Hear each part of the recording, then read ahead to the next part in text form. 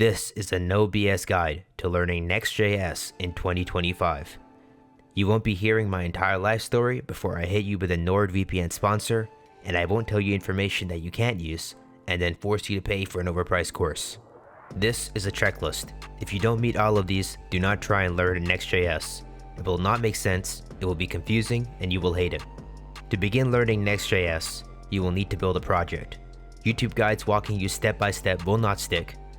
There are 3 ways you can choose to learn Next.js. Alright, now the best place to begin learning Next is actually the Next website. I'm not talking about the docs. There is a free tutorial on the Next website that teaches you the basics of React and Next. There's a link in the description and you can click off this video right now and begin learning if you want. Once you begin creating your Next project, learn Tailwind and TypeScript with Next. It's a bit extra, but they're both skills you'll want to know anyway. When you create your project, you'll encounter these settings.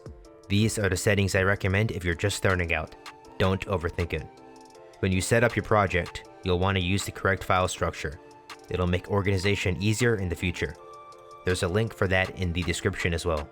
This information costs $20 from a channel like Fireship, so leave a comment if you appreciate it.